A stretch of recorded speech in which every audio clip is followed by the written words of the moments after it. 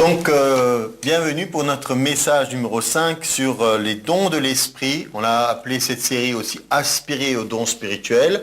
C'est un extrait de la première épître aux Corinthiens, au chapitre 14, verset 1. Il est dit aspirer.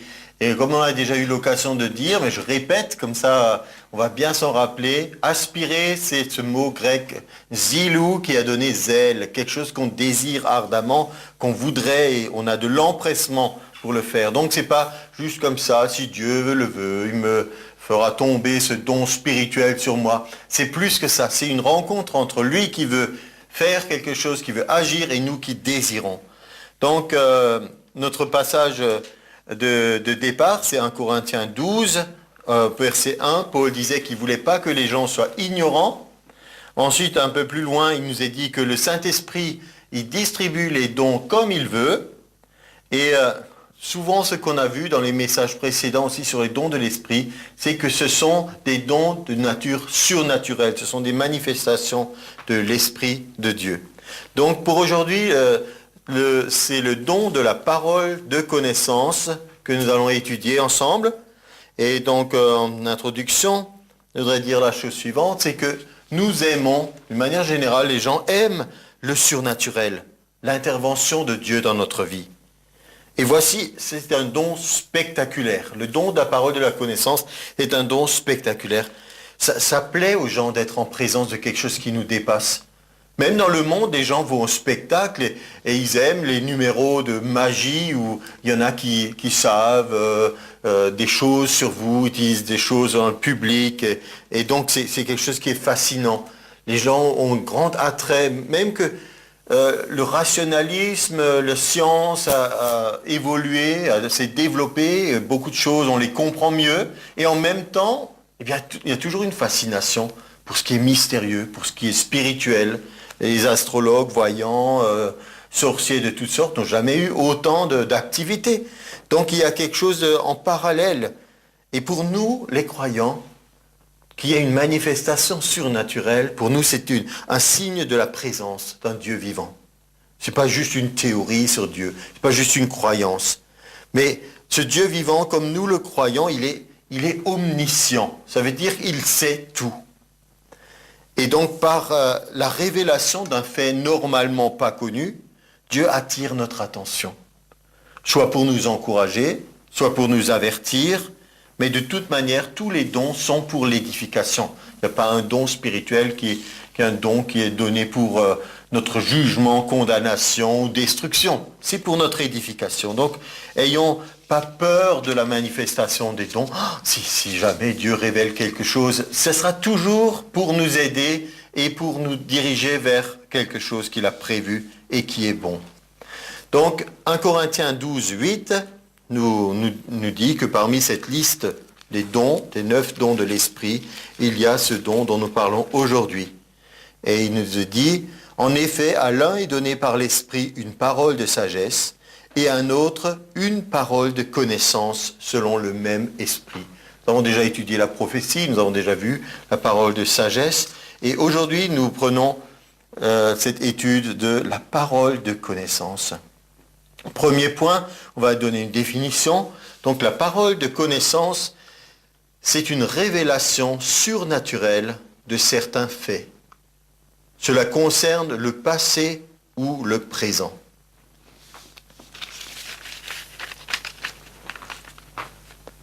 Quand on pense à la connaissance de Dieu, j'ai dit, nous sommes d'accord que Dieu est omniscient, il sait tout. Mais quand on réalise combien c'est merveilleux de savoir que l'Éternel veut partager sa connaissance avec les humains que nous sommes.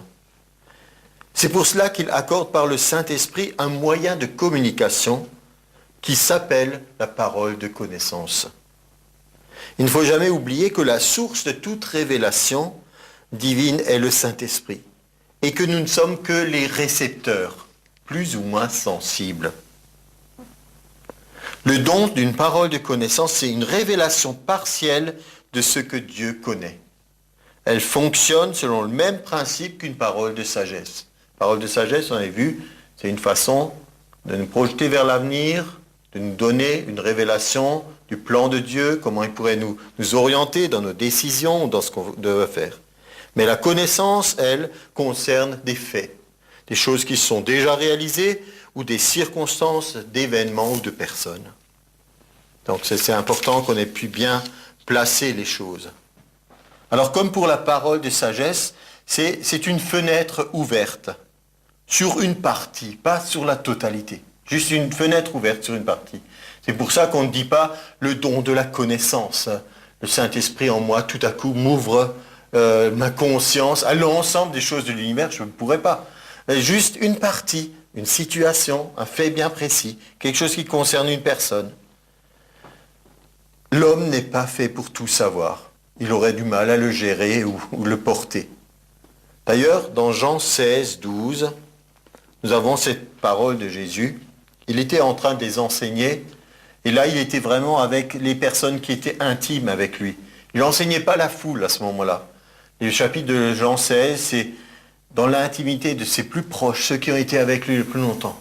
Et il leur dit, j'ai encore tellement de choses à vous dire, mais vous ne pouvez pas les porter maintenant. Une espèce de frustration peut-être. Il dirait, mais si Seigneur, dis-nous les choses. Non, il sait mieux que nous ce que nous sommes capables de gérer. Donc Dieu ne va pas déverser ses dons en abondance comme ça, et plein de choses seraient perdues ou mal gérées, mal utilisées. Imaginez que Dieu vous donne maintenant la révélation de tout ce qui se passe dans la vie de quelqu'un. Vous iriez le détruire peut-être, ou vous voudriez contrôler sa vie, il y a plein de choses qu'on pourrait faire de travers. Donc, Dieu sait mieux que nous, c'est pour ça que c'est lui qui distribue comme il le veut. Et vous savez, la Bible nous dit que l'homme vivra par la foi. La foi, c'est faire confiance à Dieu, qu'il nous donne chaque fois ce qui nous est nécessaire, et pas révèle-nous l'ensemble des choses qu'on pourrait savoir. Donc chaque fois, ce dont on a besoin nous est donné. Remarquez bien quand dans les Actes des Apôtres, le Seigneur dit aux disciples Ananias, concernant Paul, qui était encore Saul de Tarse, il lui dit, je vais lui montrer tout ce qu'il doit souffrir en mon nom. Je suis persuadé, et nous le voyons dans les Actes des Apôtres, Dieu ne lui a pas donné une vision instantanée de tout ce qui va être la fin de sa vie et de tous les malheurs et catastrophes et trucs qu'il allait. Je pense que ça l'aurait tout de suite détruit et démoralisé complètement. Mais peu à peu, le plan de Dieu lui a été révélé. Et c'est pour ça qu'à un moment donné, il a choisi, il a dit, ne me faites pas, ne me brisez pas le cœur en essayant de m'empêcher d'aller vers ce que je crois que je suis appelé d'aller. Je suis prêt à souffrir et même à mourir pour le nom de Jésus. Il avait une préparation et il a choisi ce chemin. Donc voilà dans quoi on s'oriente maintenant dans ce temps d'étude, la parole de connaissance. Tout d'abord, point numéro 2, il y a une connaissance naturelle. Et moi, si vous avez vu un peu comment nous enseignons la parole de Dieu ici, on n'oppose pas les choses, mais on essaie de voir comment elles peuvent travailler ensemble. Il ne s'agit pas de dire, nous ne voulons plus rien de tout ce qui est humain, charnel. On veut maintenant être tellement spirituel qu'on attend chaque fois un don de l'esprit. Mais nous avons dit à l'instant, le juste, le chrétien doit vivre par la foi. Et la foi vient de ce qu'on entend, et ce qu'on entend vient de la parole de Christ.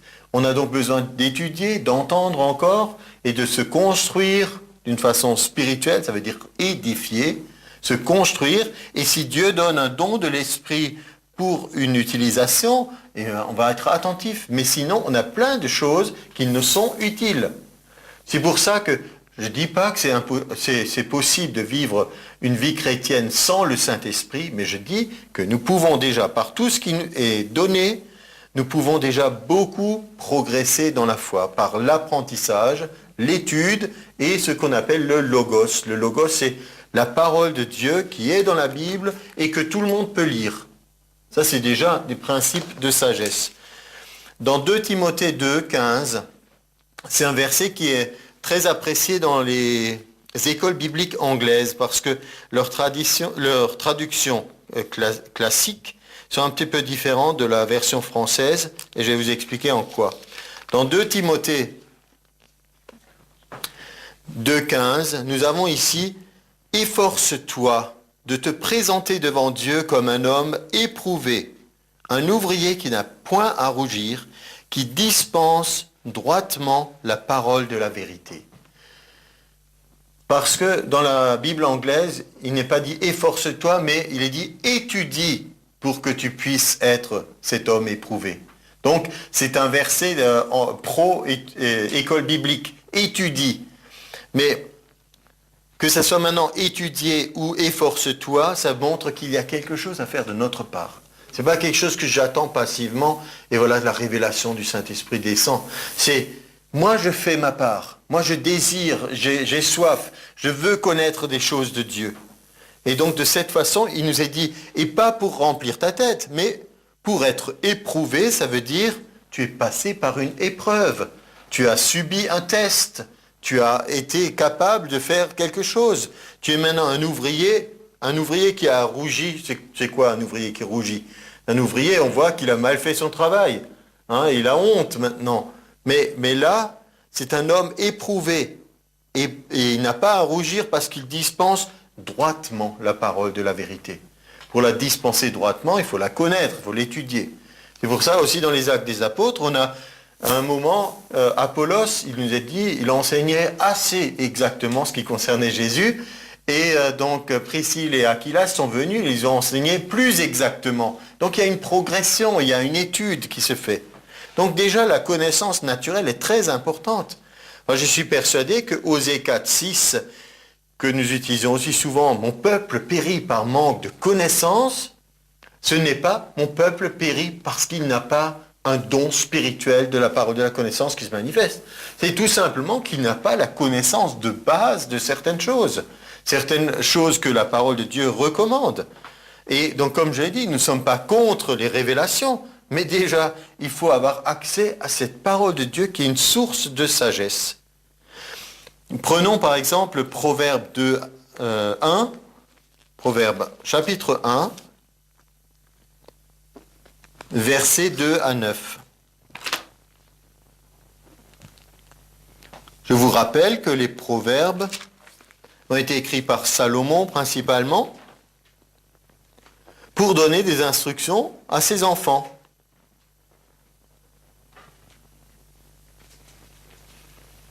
Donc les proverbes pour connaître la sagesse et l'instruction, pour comprendre les paroles de l'intelligence, pour recevoir des leçons de bon sens, de justice, d'équité, de droiture.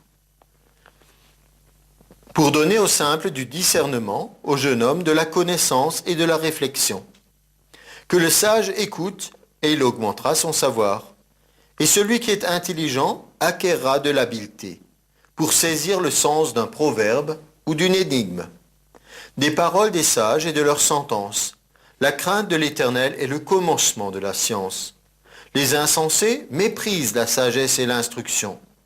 Écoute, mon fils, l'instruction de ton père, et ne rejette pas l'enseignement de ta mère, car c'est une couronne de grâce pour ta tête et une parure pour ton cou. Et nous savons que dans les proverbes, il y a beaucoup de versets encore qui vont dans ce sens.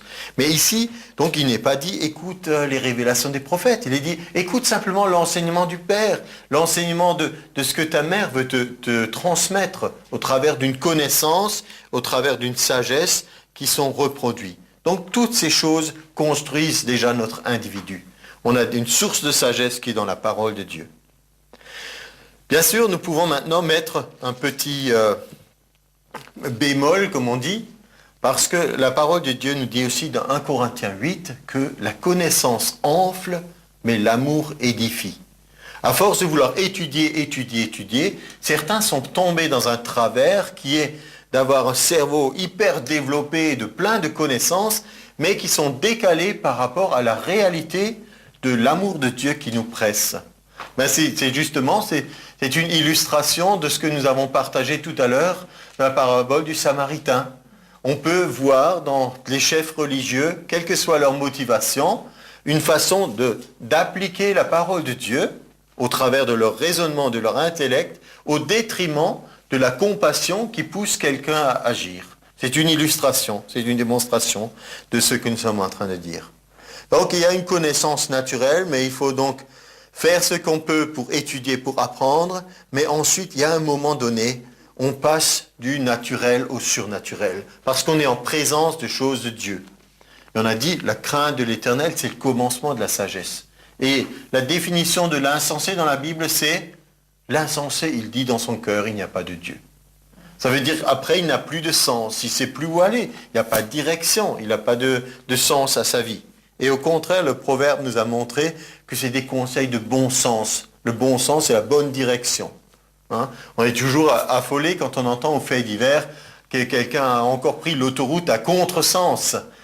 Quel danger extrême pour les gens, on est à contresens. Alors, au contraire, on reçoit de la parole de Dieu une direction. Et c'est intéressant de voir que même dans le chapitre 1 de Proverbes, dont on a lu les premiers versets, au verset 23, il nous est dit quelque chose concernant la sagesse qui est intéressante pour nous. Il dit, « Tournez-vous pour écouter mes réprimandes. Voici, je répandrai sur vous mon esprit et je vous ferai connaître mes paroles. » Tournez-vous, ça veut dire prenez une autre direction. Vous êtes d'accord avec moi? C'est pas compliqué. On a maintenant le GPS, tournez à droite, tournez à gauche, etc. Donc, tournez-vous, ça veut dire vous êtes dans la mauvaise direction, tournez-vous et je répandrai mon esprit pour vous faire connaître mes paroles. De la sagesse naturelle, on a quelque chose qui vient par-dessus, qui est une sagesse surnaturelle par l'Esprit de Dieu. Et vous voyez, c'est même pas un passage qui est après la Pentecôte, parce qu'on a le même Saint-Esprit depuis le début. Donc il y a ici déjà cette pensée de Dieu qu'il veut répandre son esprit pour que cette connaissance surnaturelle puisse être répandue aussi. Et nous avons cette prière de Paul que nous avons besoin vraiment de, je dirais presque, la prière c'est la respiration de l'âme, c'est ce qui devrait faire notre respiration de tous les jours, ce désir qu'on prie pour soi-même et pour les autres. Éphésiens 1, je ne me lasse pas de le lire pour vous et avec vous. C'est pourquoi, moi aussi, ayant entendu parler de votre foi au Seigneur Jésus, je parle à vous tous qui êtes là et ceux qui regardent à la vidéo, et de votre amour pour tous les saints, je ne cesse de rendre grâce pour vous. Je fais mention de vous dans mes prières, afin que, et c'est là que c'est intéressant, afin que, qu'est-ce que Paul prie, qu'est-ce qu'il demande? Que le Dieu de notre Seigneur Jésus-Christ, le Père de gloire, vous donne un esprit de sagesse et de révélation dans sa connaissance. Vous êtes d'accord avec moi que pour le moment, on est là dans un domaine plus large encore que le don de parole de connaissance. Mais la connaissance de Dieu et le don de parole de connaissance ne sont pas deux choses complètement distinctes. Ce n'est que, qu'est-ce que j'ai dit tout à l'heure? Le don de parole de connaissance, c'est une fenêtre ouverte sur une partie. Mais cette façon de prier les uns pour les autres et de nous-mêmes de le désirer, qu'est-ce que ça fait? Ça fait que nous sommes maintenant habités de cet esprit de sagesse et de révélation dans sa connaissance. Il illumine les yeux de notre cœur et on va voir, comme on a vu pour d'autres dons spirituels, comment ça se transmet. Une vision, un rêve, songe, une parole, il y a quelque chose qui se passe. La fenêtre encore, la fenêtre c'est pour regarder au dehors. Et comme quelqu'un disait, hein, la parole de connaissance c'est comme une fenêtre ouverte, mais pas sur l'horizon. Peut-être juste sur un jardin ou sur une cour. Vous voyez un endroit précis que Dieu veut vous montrer, mais vous ne voyez pas le panorama de tout entier, de tout ce qui se passe autour de nous. Alors, qu'il illumine les yeux de votre cœur, que vous sachiez quelle est l'espérance qui s'attache à son appel, quelle est la richesse de la gloire de son héritage qu'il réserve aux saints. Partager la connaissance de Dieu, c'est pas de la richesse ça?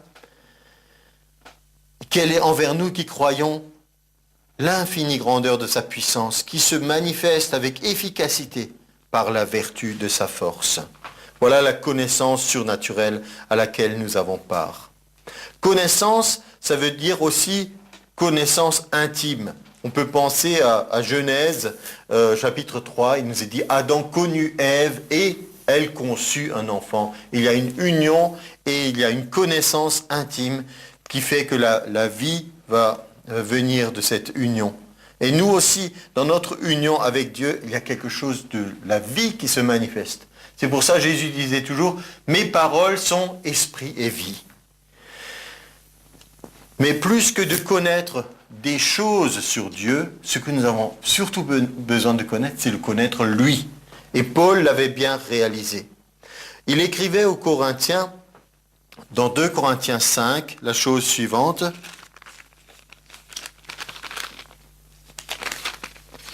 Il disait que quand on rencontre quelqu'un, on peut se saluer, on peut se donner, se présenter par le nom, on peut apprendre un certain nombre de choses. Et il disait, lui aussi, dans son ministère, qu'est-ce qu'il faisait? Il apprenait à connaître les gens, il les évangélisait, et voilà quel était son ministère. Au verset 11. Connaissant donc la crainte du Seigneur, nous cherchons à convaincre les hommes. Dieu nous connaît. J'espère que dans vos consciences, vous nous connaissez aussi. Alors, si vous voulez vous amuser à souligner dans votre Bible chaque fois qu'il y a le mot connaissance, ça va être une étude très intéressante. Dieu nous connaît, et j'espère que vous nous connaissez aussi. Parce que des fois, on dit, je croyais le connaître, mais il n'était pas comme ça, ou il ou elle. Il y a une connaissance qui peut être différente. Nous ne nous recommandons pas de nouveau nous-mêmes auprès de vous. Mais nous vous donnons l'occasion de vous glorifier à notre sujet, afin que vous puissiez répondre à ceux qui tirent gloire de ce qui est dans les apparences qu'on croit connaître, et non dans le cœur, la réalité. En effet, si je suis hors de sens, c'est pour Dieu. Certains pensent que je suis fou à cause de ce que je fais pour Dieu. Si je suis de bon sens, c'est pour vous. Vous réalisez ce que nous sommes en train de partager. Il nous est dit, car l'amour de Christ nous presse, encore l'amour qui est présent. Parce que nous estimons que si un seul est mort pour tous, tous donc sont morts. Et qu'il est mort pour tous, afin que ceux qui vivent ne vivent plus pour eux-mêmes, mais pour celui qui est mort et ressuscité pour eux. Ainsi, dès maintenant, donc attention, nous ne connaissons personne selon la chair. Ça veut dire que ce que j'ai connu au début, les apparences, les choses superficielles, n'ont plus une grande importance. Et souvent, nous avons remarqué dans l'exercice du ministère que nous sommes plus bénis si nous reconnaissons les dons et les choses que Dieu a placées dans les gens au niveau spirituel, que simplement dire « Ah, c'est lui, un tel ». Comme pour le Seigneur Jésus, à un moment, ils n'ont pas reconnu son ministère. Ils ont dit « Mais c'est Jésus, le fils du charpentier, je lui connaissons, nous le connaissons, on sait où il habite, on connaît ses parents, etc. » Ils n'ont pas voulu le reconnaître, lui, en tant que ministre de Dieu, en tant que prophète. Vous voyez? Et Paul, il fait cette démonstration aussi. Si nous avons connu Christ selon la chair, d'abord dans un état naturel, on entend parler de Jésus. Beaucoup de gens peuvent vous dire, ah, qu'est-ce que vous faites à Pâques? Ah bah oui, on célèbre la crucifixion, la résurrection de Jésus. Ils savent donc des choses sur lui, mais pour eux, ça n'a pas réellement de signification. Donc ils le connaissent, on peut dire, selon la chair. Vous voyez ce que je veux dire? Il nous y dit, mais maintenant, nous ne le connaissons plus de cette manière. Il y a un changement. Maintenant, nous ne le connaissons plus de cette manière. Et Paul, ça il écrit aux Corinthiens, mais à la fin de sa vie, je rappelle toujours, je l'ai dû le répéter je ne sais combien de fois, que Philippiens était son épître, qui est en même temps un peu son testament, juste avant de mourir, qu'est-ce qu'il disait? Dans Philippiens 3, vous vous rappelez qu'on vient de lire à l'instant, on l'a connu selon la chair, et il dit maintenant c'est plus comme ça. Philippiens 3, 4, moi aussi, dit Paul, cependant j'aurais eu sujet de mettre ma confiance en la chair. Si quelqu'un croit pouvoir se confier en la chair, c'est-à-dire des choses humaines, je le puis bien davantage. Alors il énumère toutes ces qualités et toute cette position humaine dans la société. Il était circoncis le 8e jour, c'est-à-dire exactement comme prescrivait la loi. Je suis de la race d'Israël, de la tribu de Benjamin, hébreu né d'hébreu, quant à la loi, parce qu'il y avait il y avait aussi des gens qui adoptaient la religion d'Israël, qui étaient de l'extérieur. Non, il dit, je suis un Hébreu, né d'Hébreu. Quant à la loi, pharisien. Quant au zèle, persécuteur de l'Église, irréprochable à l'égard de la justice de la loi. Mais il dit, ces choses qui pour moi étaient des gains, je les ai regardées comme une perte à cause de Christ. Et là, il va encore plus fort. Même je regarde toute chose comme une perte à cause de l'excellence de la connaissance de Jésus-Christ. Connaissance. Mon Seigneur, pour lequel j'ai renoncé à tout. Tout le monde dit tout? Je les regarde comme de la boue afin de gagner Christ et d'être trouvé en lui, non avec ma justice, celle qui vient de la loi, mais avec celle qui s'obtient par la foi en Christ, la justice qui vient de Dieu par la foi. Ainsi je connaîtrai Christ et la puissance de sa résurrection et la communion de ses souffrances en devenant conforme à lui dans sa mort pour parvenir, si je le puis, à la résurrection d'entre les morts. Ça, c'est vraiment, pour moi, je voudrais vous convaincre, ce sont des passages glorieux parce que ça nous parle des choses les plus élevées que Paul pouvait désirer. Avoir cette connaissance de Christ qui puisse, il l'a dit, parvenir à la résurrection des morts. Ça doit être l'espoir ou l'attente la plus fervente de tout croyant, parvenir à la résurrection des morts. Pas après notre mort souhaiter qu'on ait la vie éternelle avec Dieu. Mais dès à présent, Paul il vivait avec cet espoir, connaître déjà la résurrection. Et il l'écrivait, nous sommes adoptés en tant qu'enfants de Dieu, mais nous attendons encore l'adoption du corps. C'est ce qu'il désirait le plus, être vraiment, on peut dire, sauvé à 100%. Et l'exemple de l'Ancien Testament, pour nous, c'est Enoch. Il marchait avec Dieu, puis il ne fut plus. Il est passé dans l'autre dimension et il n'a pas connu l'ombre de la vallée de la mort et des choses peut-être difficiles que certains doivent, même en tant que chrétiens, éprouvent. Donc voilà, nous sommes dans cette connaissance surnaturelle. Et pour cette connaissance surnaturelle, encore un passage pour vous. On étudie beaucoup la Bible ici, parce que c'est ce que nous voulons faire. On peut avoir d'autres types de messages à d'autres moments, mais dans Proverbe 2, il nous est dit encore cette exhortation concernant la connaissance et les paroles. Mon fils, si tu reçois mes paroles, parce qu'il y a des fois beaucoup de paroles, des fois il y a des gens qui disent, j'ai l'impression de parler pour les murs. Mais si tu gardes avec toi mes préceptes, si tu rends ton oreille attentive à la sagesse. Nous ici on dit, il n'y a pas plus sourd que celui qui ne veut pas entendre.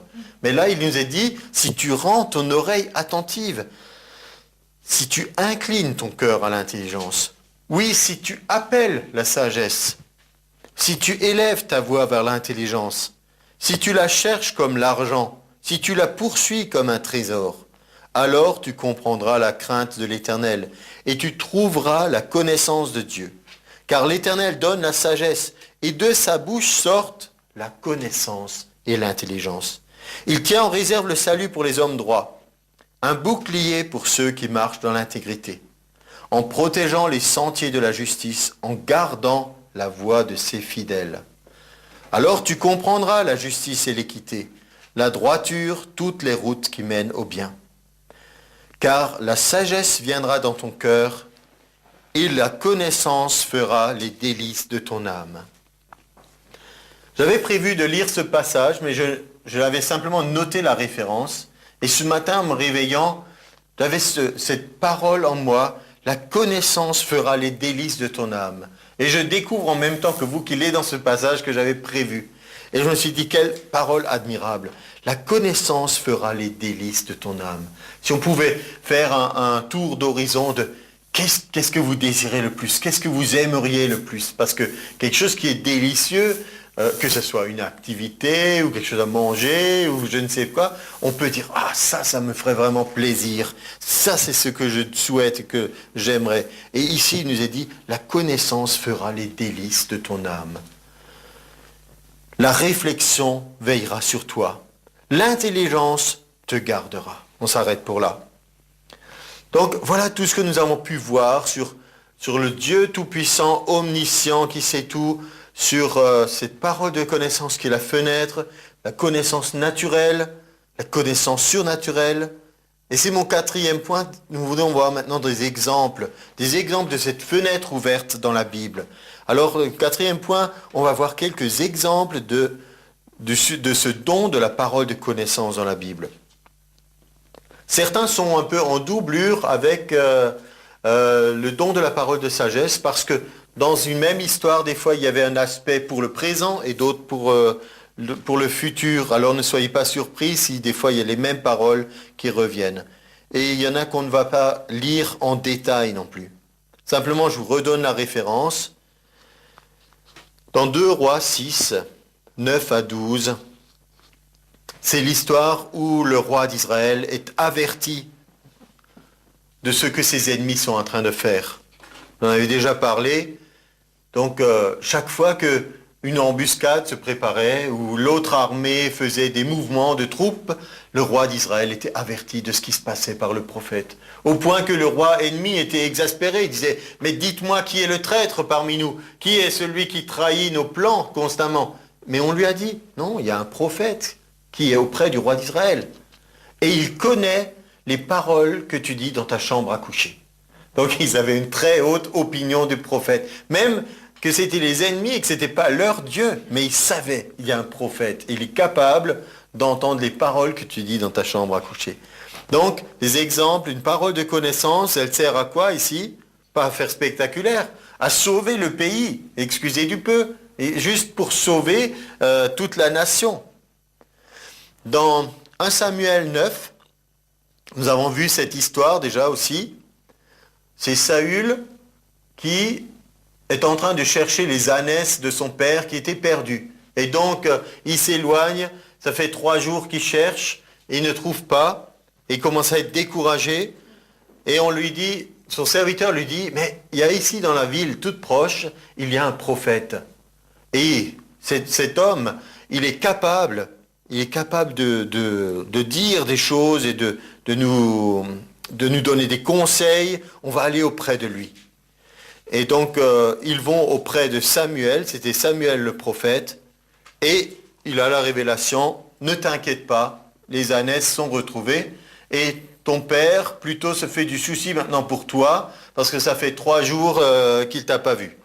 Et donc voilà, une parole de révélation.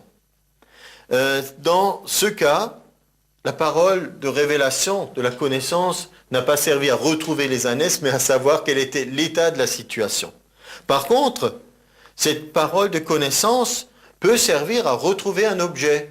Alors, si vous en avez besoin, si vous êtes comme tout le monde, des fois, il arrive qu'on ne sait plus où on a mis quelque chose. Et on a aussi l'histoire dans Luc 15, la femme qui ne trouvait plus sa pièce, et puis elle a nettoyé toute sa maison, elle a cherché partout, et elle l'a retrouvée, et elle était dans la joie. Elle a dit, réjouissez-vous avec moi. Mais des fois, nous pourrions faire appel à Dieu aussi, dire, Seigneur, tu ne veux pas nous aider dans cette situation pour retrouver les clés qu'on a égarées, ou que sais-je encore.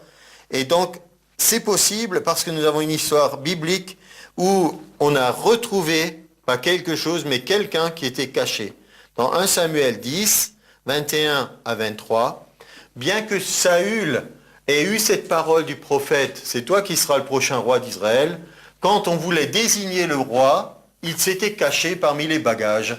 Il n'était peut-être pas très à l'aise en public, ou on ne sait pas pourquoi il s'est caché, mais en tout cas, on l'a trouvé. Une révélation, il est caché parmi les bagages. On l'a fait sortir, et il s'est dressé devant tout le monde. Il nous est dit dans la Bible qu'il avait une tête de plus que tout le monde, et tout le monde a trouvé, c'est quelqu'un de magnifique, qui fera un bon roi pour nous, mais c'était pour retrouver quelque chose.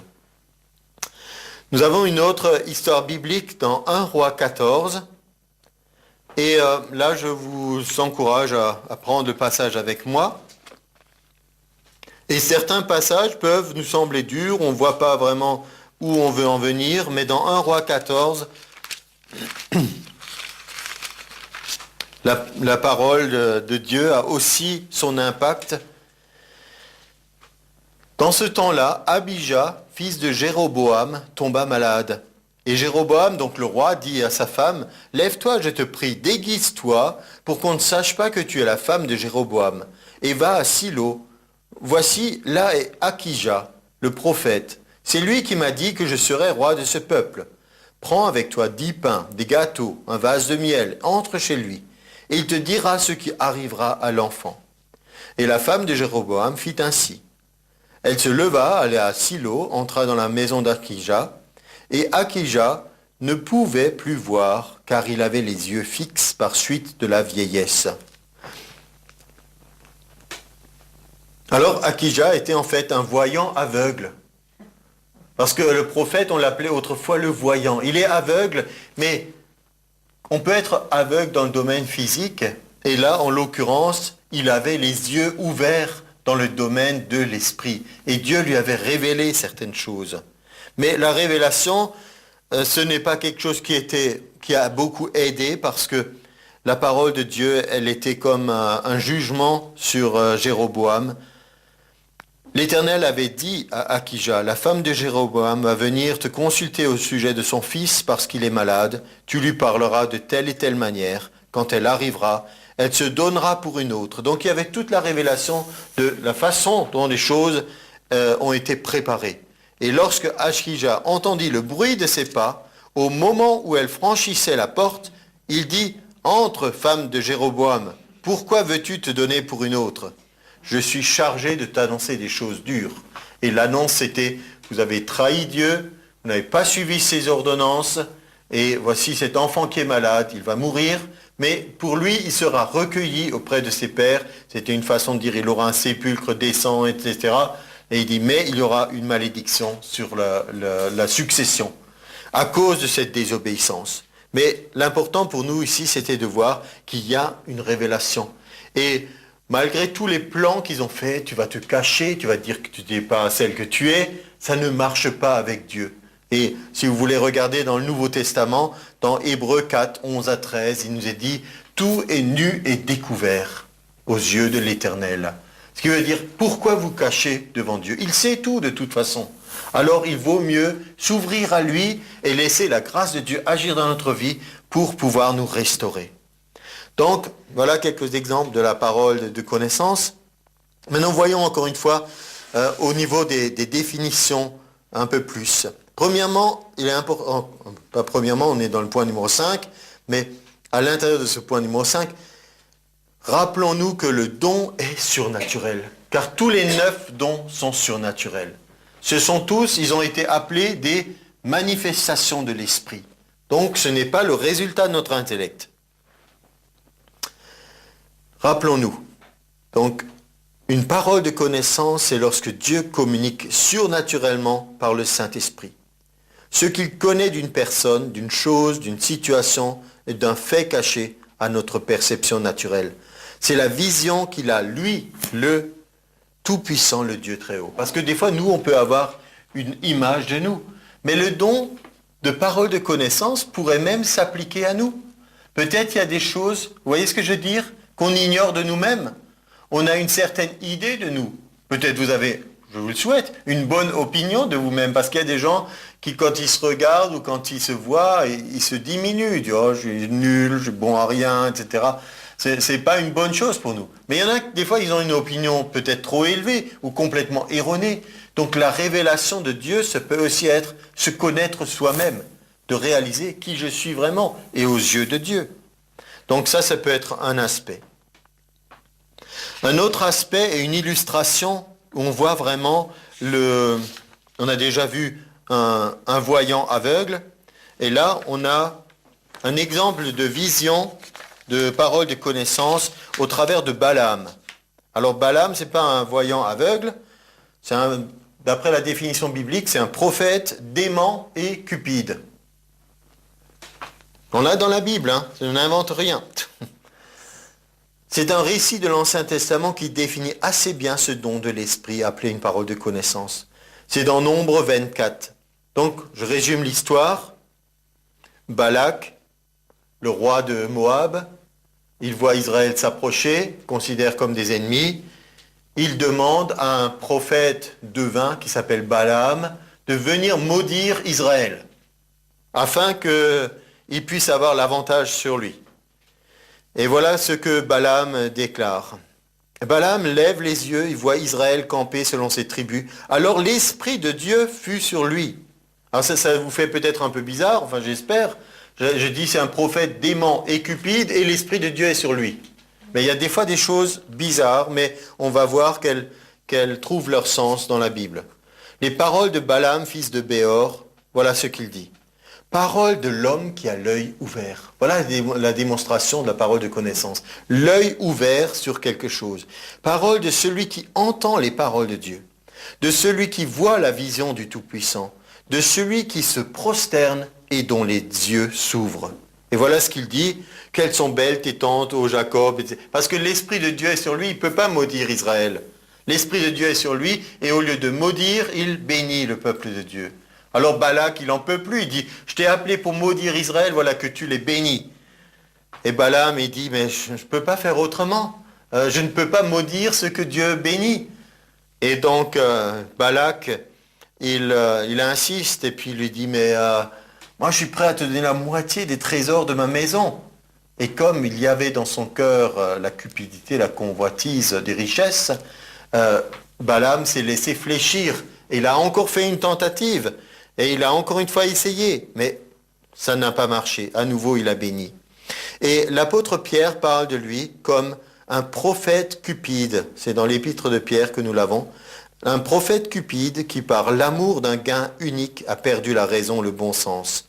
Balaam, fils de Bosor, qui aima le salaire de l'iniquité, mais qui fut repris pour sa transgression. Une ânesse muette, faisant entendre une voix d'homme, arrêta la démence du prophète. C'est dans 2 Pierre 2,15. Donc l'explication concernant Balaam et ce curieux personnage, c'est il mélangeait le culte à l'Éternel avec ceux des cultes des faux dieux du peuple auquel il appartenait. Il pratiquait les enchantements. On pourrait dire, selon une expression connue, il faisait feu de tout bois, pourvu que cela serve ses intérêts. Cependant, aussi étonnant que ça puisse paraître, Dieu l'a utilisé en fonction des circonstances. Car il faut noter qu'il était appelé par Balak en vue de maudire Israël. Mais Dieu est intervenu. Pour une première fois, l'empêcher de partir, puis devant son obstination, pour changer la malédiction en bénédiction. Et ne pouvant aller à l'encontre de la volonté de Dieu de bénir Israël, il a quand même donné un conseil pernicieux à Balak afin de pouvoir recevoir son salaire. Mais ça, c'est une autre histoire. Mais simplement, donc, il y a eu des moments où l'Esprit de Dieu fut sur lui et on a vu la démonstration de cette parole de connaissance qui se manifestait dans la vie de Balaam. C'est une illustration. Donc, ce don est là aussi pour attirer notre attention à cause du surnaturel et du spectaculaire. On voit aussi ce don se manifester dans le ministère de Jésus. J'ai lu aussi certaines choses où il disait que Jésus avait constamment manifesté ce don, qu'il possédait parfaitement. Il n'avait pas seulement une parole de connaissance, mais la connaissance divine dans sa plénitude. La Bible nous dit qu'en Jésus était la plénitude de la divinité. Par contre, il faut qu'on fasse une nuance, parce qu'il n'était pas parfaitement Dieu en étant sur terre. Il n'était pas omniscient, omnipotent et omniprésent. Il était dans un corps d'homme et la Bible nous dit qu'il était comme un simple homme. Parce que sinon, il n'aurait pas été tenté comme nous en toutes choses. C'est important qu'on le réalise. Donc, lorsque Jésus, par exemple, dans Marc 2, 8, vous savez, quand ils ont descendu le paralytique par l'ouverture qu'ils ont fait dans le toit, il nous est dit de Jésus, ayant aussitôt connu par son esprit ce qu'il pensait au dedans d'eux, il leur dit, pourquoi avez-vous de telles pensées dans vos cœurs? Donc l'interprétation de certaines personnes, c'est, comme Jésus était le Fils de Dieu, il pouvait lire dans les pensées de tout le monde. Mais s'il avait eu cette capacité, il n'aurait pas été un simple homme. Parce que, je suis désolé, un simple homme ne peut pas lire les pensées de tout le monde. Et nous croyons qu'il a volontairement renoncé à certains attributs de la divinité pour s'incarner dans un simple homme et que ce qu'il a eu comme révélation des pensées des gens était une manifestation du don de la parole de connaissance. Vous êtes d'accord avec ça? Parce que c'est ça qu'il faut qu'on considère, c'est que Jésus avait constamment les dons de l'Esprit qui se manifestaient en lui. Mais il a vécu comme un simple homme, on peut dire baptisé du Saint-Esprit, sensible à l'Esprit de Dieu, qui lui disait quoi faire, quoi dire, comment réagir. Il n'avait donc pas une connaissance telle que Dieu a la connaissance de tout. Il avait une connaissance révélée. Le grand exemple suivant, et très important pour nous, c'est Jean 4. Jean 4, Jésus rencontre la femme samaritaine. Ils ont cette discussion au bord du puits. Il lui parle de choses de la vie éternelle. Et à un moment donné, elle veut, au lieu de parler maintenant des choses qui sont vraiment importantes, parce que Jésus lui dit, je peux faire en sorte qu'il y ait en toi une source d'eau qui jaillit jusque dans la vie éternelle. Elle commence à parler religion. Oui, nos pères ont dit qu'il faut adorer sur cette montagne, etc. Jésus dit, c'est pas la question. La question n'est pas où adorer. Il dit, les vrais adorateurs adorent le Père en esprit et en vérité. Mais, pour qu'il puisse lui parler de ces choses essentielles, il fallait qu'il capte son attention. Et il lance une direction, il dit, va chercher ton mari. Elle dit, j'ai pas de mari. Il dit, c'est vrai, tu as raison. Tu as eu 5 maris, celui que tu as maintenant n'est pas ton mari. À ce moment-là, il a capté son attention. Comment pouvait-il savoir tout ça? Et à un moment, donc, Jésus attire son attention. Ensuite, il lui dit des choses importantes. Et elle court vers la ville et dit, venez, venez, écoutez cet homme. Il m'a dit tout ce qui me concernait. Il me connaissait. Et les gens, à nouveau, ils sont attirés à cause de ce don de parole de connaissance. Pour eux, c'est quelque chose de spectaculaire. Qui c'est celui-là? Il sait des choses, il a des révélations. Mais ensuite, ce qui est important pour nous, et je ne détaille pas dans le texte maintenant, vous pouvez le lire vous-même, Jean 4, à un moment, les gens disent, ce n'est plus à cause de ce que tu as dit à la femme que nous croyons, mais nous l'avons entendu nous-mêmes. Et nous savons qu'il est le sauveur du monde. Vous vous rendez compte? Le don de l'esprit, la manifestation de la révélation de ce qui était dans la vie de cette personne, a attiré l'attention. Ensuite, elle a reçu la parole. Ensuite, elle est devenue évangéliste. Elle a appelé les autres. Et les autres ont d'abord été impressionnés par le don, mais ensuite convaincus par la personne même de Jésus. Et c'est ça l'objectif. L'objectif, c'est toujours d'apporter plus au travers d'une fenêtre ouverte, finalement. On peut dire, la fenêtre d'abord c'est ouverte, ensuite il y a la porte du salut qui s'ouvre. C'est plus que ça. Numéro 6, on précise encore une fois, c'est un don de révélation. Je vous l'ai déjà dit, dans 1 Samuel 9, on appelait le prophète le voyant. C'est quelque chose qui est révélé. Avant c'était caché, maintenant c'est révélé. Vous pouvez avoir une parole en vous, voir une vision, rêve, un songe, mais quelque chose est révélé. C'est formidable de réaliser qu'il y a on passe dans une autre dimension, on voit des choses que seul Dieu voit, et nous ne sommes que des êtres humains, et pourtant il nous confie cette responsabilité de nous donner une révélation, et toujours en vue de quelque chose. Jean 1,47, encore une démonstration.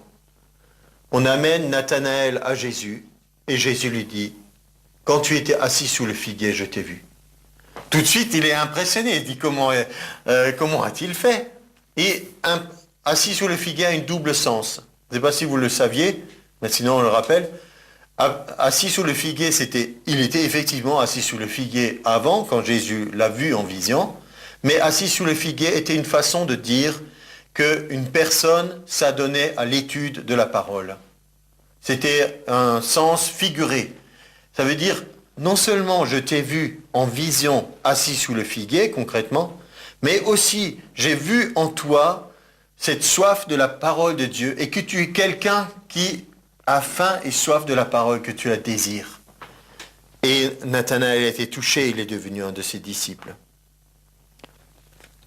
Acte 9, verset 10, Ananias, à nouveau. Ananias est dans une vision. Il voit qui? Saul de Tarse. Où il est? Dans telle maison. Il voit ce qu'il fait. Il prie et il attend un disciple nommé Ananias. Avec tous ces détails de Ananias qui avait peur de Saul, le persécuteur de l'Église, de sa peur, elle est transformée en courage, parce qu'il fallait du courage, parce qu'il y avait un danger. Mais cette parole de connaissance lui a donné le courage nécessaire pour y aller. Il a dit, si j'ai tous ces détails, c'est vraiment la preuve que Dieu est en train de me parler. C'est pas juste une idée à moi. Comment aurait-il pu savoir que Saul était là-bas et qu'il était dans cet état? Un don de révélation, nous appelons le dernier livre de la Bible Apocalypse, qui veut dire en réalité révélation. Révélation qui, par exemple, dans la Bible anglaise, c'est Revelation. Ils ont gardé le nom. Donc, c'est un livre où il y a des révélations. Jean, l'apôtre, a eu des révélations. Il a eu des révélations dans le sens de choses pour le futur, mais aussi des révélations dans Apocalypse 2 et 3 sur l'état de l'Église. D'accord ? Acte 10, 9 à 20. Pierre est sur le toit de la maison, il prie, il reçoit une vision, mais il reçoit la parole de connaissance qui dit « Descends car il y a 3 hommes qui sont venus et ils te demandent. » Quand il descend, il voit les 3 hommes qui cherchent après lui. Et ce simple fait l'encourage. Et il nous est dit « Et il partit sans hésiter. » Autrement, il serait posé la question, qu'est-ce que c'est que ces gens? Est-ce que je dois y aller? Mais comment pouvait-il savoir sur le toit de sa maison en train de prier qu'il y avait 3 hommes qui spécialement étaient venus le chercher et qui ont dû lui dire, nous on a eu une parole de notre côté, va dans cette maison, il y aura Pierre. Et lui il reçoit la parole, descend, il y a 3 hommes qui te cherchent. Donc cette conjonction de révélation fait qu'on se dit, il y a quelque chose de surnaturel. Donc il n'y a pas d'hésitation et il y a l'obéissance. Point numéro 7 encore quelques aspects de ce que la parole de connaissance produit. Dans 1 Roi 19, on connaît l'épisode de Élie le prophète. Il est déprimé et il est découragé et il a envie que d'une seule chose, c'est de mourir, de ne plus rien faire. Et il reçoit une révélation. Quelle est cette révélation? Dieu lui dit, il y a en Israël 7000 que je me suis réservés qui n'ont pas fléchi le genou devant Baal. Et donc dans cette situation, lui, il se croyait tout seul et ça le déprimait, ça le décourageait. Le fait d'entendre, il y en a 7000 autres qui ne savaient pas, ils ne le savaient pas. Chacun se cachait puisque ce n'était pas bien vu de Akab ni de Jézabel de servir l'Éternel. Donc tout le monde avait peur dans cette situation. Mais le fait d'entendre, tu n'es pas seul, ça lui a redonné du courage. Et donc, on a aussi besoin d'une parole comme ça. Tu n'es pas seul. Parce qu'un des principaux mensonges du diable, c'est tu es seul dans ta situation, personne ne te comprend, personne ne peut t'aider, etc. Non, tu n'es pas seul. Voilà une révélation. 2 Rois 5, 25 et 26. Le prophète Élisée, cette fois-ci, il a un serviteur hypocrite. Naaman le Syrien a été guéri. On a demandé au prophète, voilà, qu'est-ce que tu veux? Moi, je te donne tout l'argent que tu veux, parce que tu m'as guéri de la lèpre. Le prophète dit non, je n'accepte rien, je ne prends rien. Et là, il faut faire très attention avec les guérisons et l'argent. Donc, il dit, je n'accepte rien. Et pendant ce temps, Géasi se dit, mais mon maître, il n'a pas bien joué le jeu, hein, parce que là, il y avait une opportunité pour s'enrichir. Donc, le prophète s'éloigne, et lui court vers le général syrien et lui dit, mon maître ne désire rien pour lui-même, mais il invente toute une histoire. Il y a des gens qui sont venus et ils ont besoin, etc. Donc c'est pour eux, c'est pas pour lui. Et c'est pas pour moi non plus. Et donc il prend l'argent, il prend encore tout ce qu'il reçoit. Il retourne comme si de rien n'était. Et Élisée dit, mon esprit n'était pas absent quand tu as reçu l'argent. Il a eu une révélation, parole de connaissance. Tu as, d'une façon frauduleuse, trompé cet homme pour prendre de l'argent. Alors, le serviteur hypocrite est démasqué et il y a une conséquence grave puisqu'il est maintenant touché de la lèpre comme un jugement de Dieu, de cette lèpre qui était sur Naaman les Syriens. Mais qu'est-ce qui est important dans cette parole de connaissance? C'est que pour le prophète, on peut dire pour l'homme de Dieu, pour chacun d'entre nous, c'est important de savoir avec qui on s'associe. Un chrétien qui veut faire des affaires, avec qui est-ce que je vais monter mon business? Est-ce que la personne sera digne de confiance? Donc, de faire attention à cela. Avec qui nous nous associons? 1 Corinthiens 15 dit « Les mauvaises compagnies corrompent les bonnes mœurs. Il faut faire attention avec qui on s'associe, parce qu'il y aura forcément une influence. Parole de connaissance, on peut être repris pour une faute. Amos 3,7, il nous est dit, le Seigneur l'Éternel ne fait rien sans en avoir révélé le secret à ses serviteurs, les prophètes. Et dans 2 Samuel 12, il nous est dit que Nathan le prophète a repris le roi. Il a osé beaucoup. Souvent les prophètes, ils disaient du bien au roi, parce qu'alors ils étaient bien nourris auprès du roi. Mais Nathan le prophète lui a dit, il a raconté toute une histoire sur un homme qui avait une brebis, etc. Et au bout d'un moment, il a dit, cet homme, c'est toi. C'est toi qui as fait cette chose. Et il lui dit, ce que tu as fait en secret sera maintenant dévoilé devant tout Israël. Donc c'était un secret. Personne ne savait le détail de toute l'histoire, si ce n'est David, jusqu'à ce moment-là.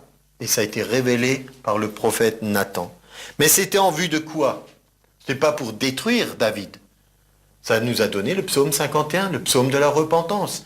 Il dit, éprouve mon cœur, regarde dans quelle situation je suis, aie pitié de moi, restaure-moi, etc. Donc, une révélation d'un prophète, d'une parole de connaissance, peut être aussi pour qu'on n'aille pas vers la destruction, mais qu'on soit capable de changer de mentalité.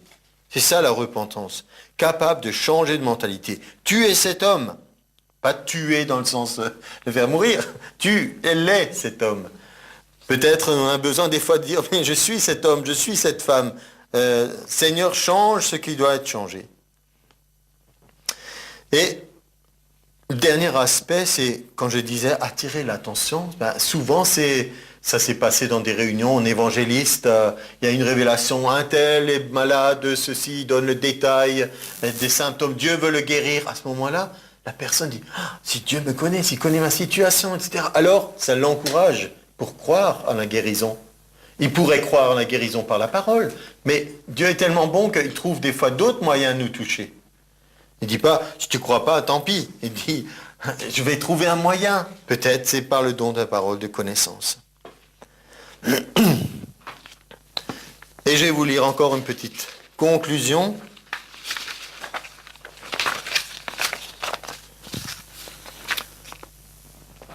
Donc nous devrions avoir une plus grande conscience de la nécessité des paroles de connaissance. Alors je vous encourage à ce qu'on soit tous de meilleurs récepteurs de Dieu, parce qu'il ne veut pas le réserver pour lui. Il sait combien on en a besoin, combien ça pourrait déclencher des choses dans notre vie.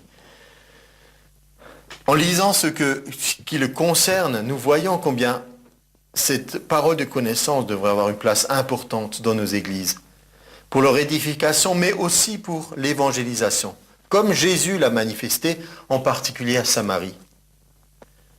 Mais comme il est écrit, ce sont des choses que l'œil n'a point vues, que l'oreille n'a point entendues, et qui ne sont point montées au cœur de l'homme, des choses que Dieu a préparées pour ceux qui l'aiment. Dieu nous les a révélées par l'Esprit, car l'Esprit sonde tout, même les profondeurs de Dieu. C'est 1 Corinthiens 2, 9 et 10. Donc, demandons avec foi et persévérance, au nom de Jésus notre Sauveur, que Dieu notre Père Céleste nous fasse entrer par ce don dans la dimension de sa connaissance, afin de remplir pleinement notre mission de serviteurs et servantes de Christ, dans les églises et en dehors. Amen.